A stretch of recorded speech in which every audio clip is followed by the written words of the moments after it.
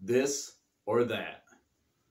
So I was asked to do a challenge by Marcus at Debt Free Dad. I'll leave a link to his channel down below. Go check him out. So he sent me a message and said, hey, you want to do a challenge? I got an idea. I want to do this thing called this or that. I mean, that's pretty simple. So it's the this or that challenge, budget edition. So what he wants to know is when you budget and when you're saving, etc., what do you do? Do you do this or do you use this method? So that's what we're doing. We're answering these questions. So stick around and you'll see what we do.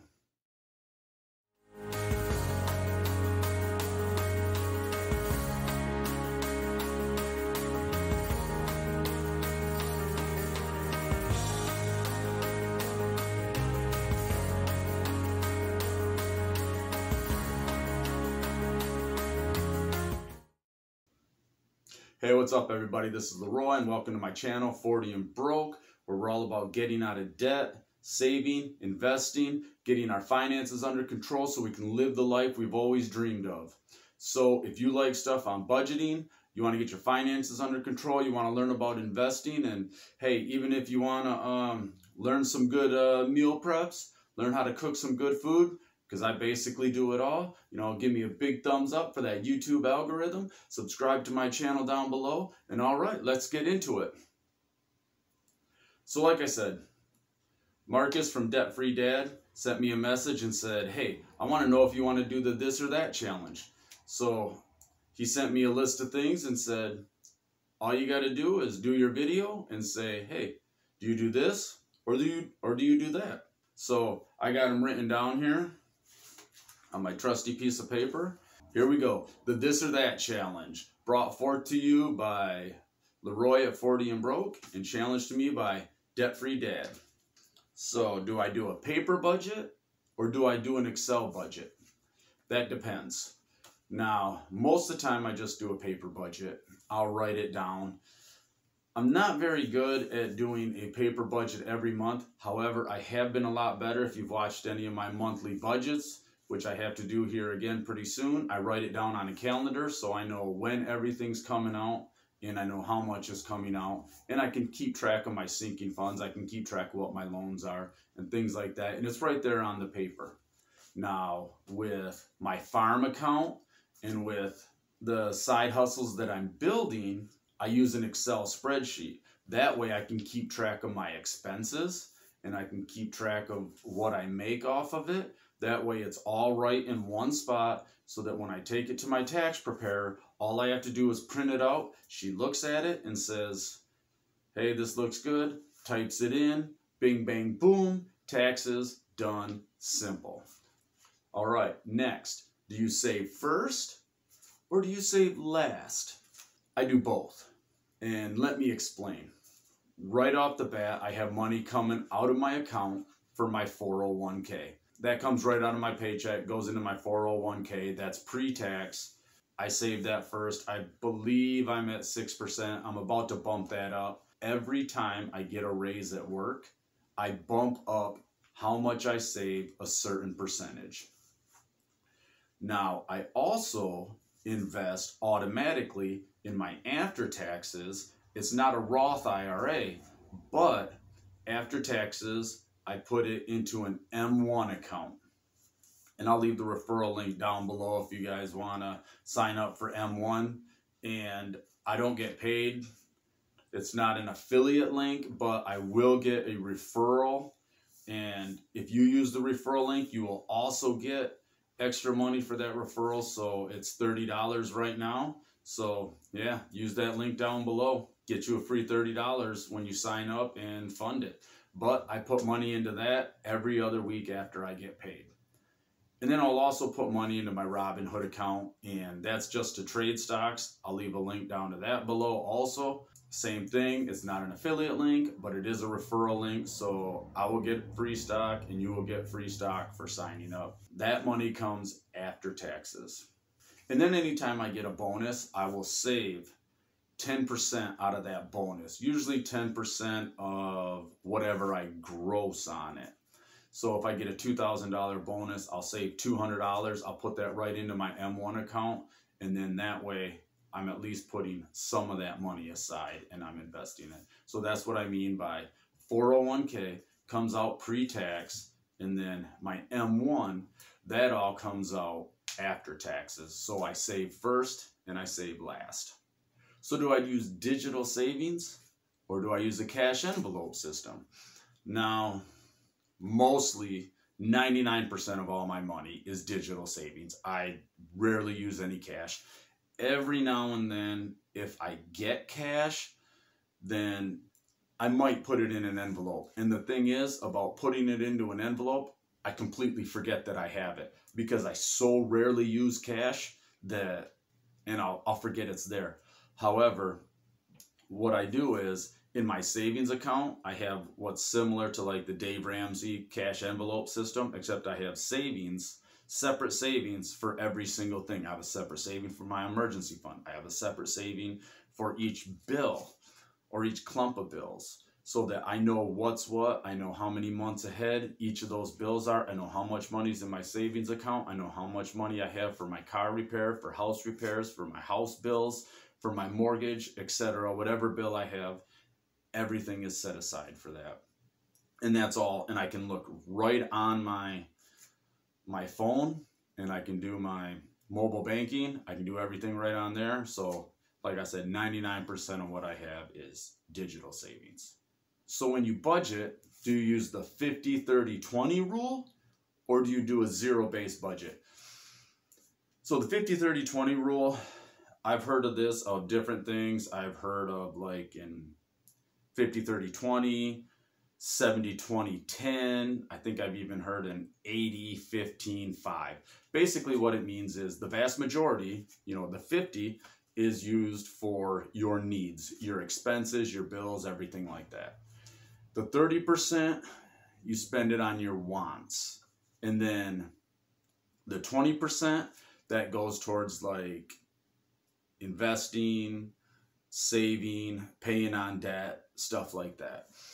Now, and the other ones like the 70-20-10, those are very similar to that. So basically what you do is you break down your budget into a percentage basis. Now, a zero-based budget says, here's how much I made. Everything gets allocated. You give your money a purpose. That way it's not just running willy-nilly. It's all out of control. And that's what I say. We're all about getting our finances under control. And that's what a zero-based budget is. You're telling every single dollar that you have, it is being used for this purpose, specifically this purpose. Now, if you have extra left over, you can keep that, you can roll it into the next month, or you can move it and say, well, I have $5 left over here, so I'm going to move it over here and I'm going to pay it extra $5 on this debt. So you can do that.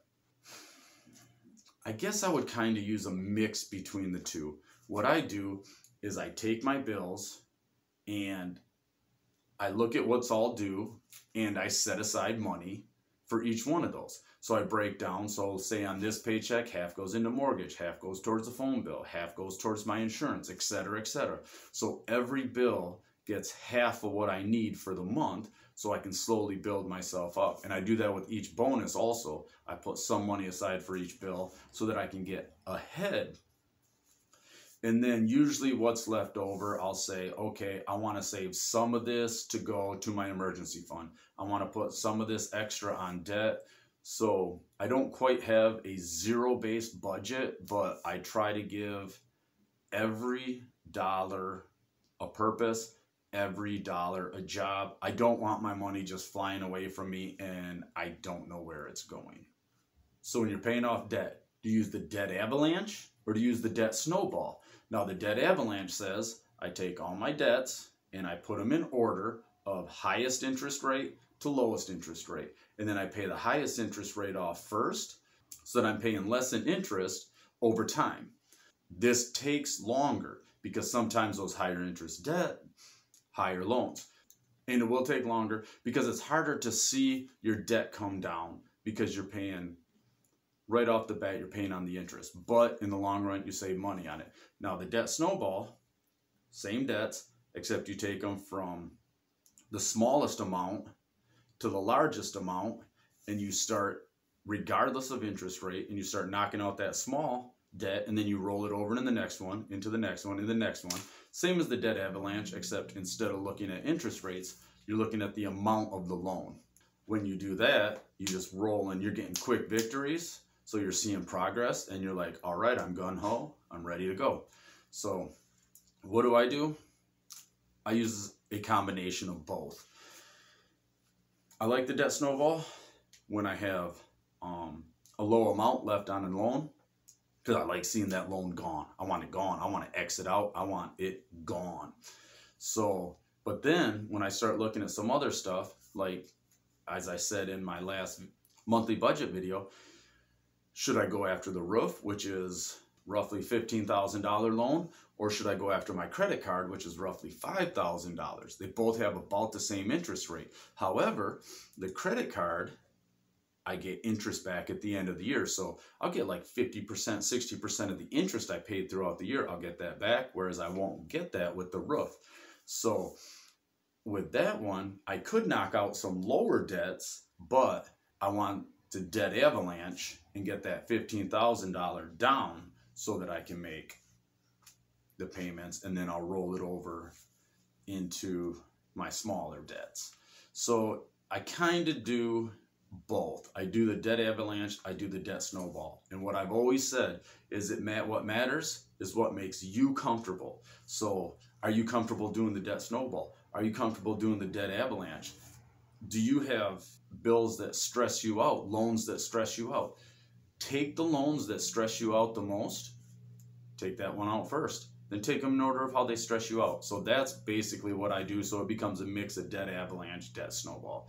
I just like taking out the debts that annoy me the most and cause me the most stress. So now, do you do a joint budget or do you do a solo budget? Once again, I do both. Monthly budgets, for the most part, I do a solo budget. My wife does a solo budget. If you see my videos, I send her X amount of money every month or every paycheck. She pays off certain bills. I pay off these bills over here. So we do those separately. However, when we have big things like tax refund and stuff like that, we both sit down and we're like, this is what we need.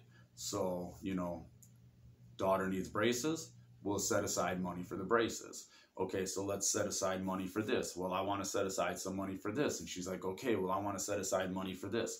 So we work everything out together. We come to an agreement and we get it where we want it to be. And obviously, we might change stuff up and things like that. But once again, we're sitting down and we're making the big decisions together. Whereas the small monthly decisions, we do separate. However, if there's any big purchases we make, we usually sit down and make those together. Okay, and side hustle or no side hustle? So what do? Do you have a side hustle? Do you have no side hustle? This one's hard because I'm doing YouTube videos and obviously the end result is to monetize my channel. So I say, yes, I want to have a side hustle. However, I'm not monetized. Obviously, I don't even have 100 subscribers yet. So that's a far cry from the 1,000, and I'm a far cry from the 4,000 watch hours. So I'm building a side hustle here, but I don't have one yet. Now, I also just finished writing an ebook. I plan on publishing that here pretty soon, and I'm hoping that that brings in some side money.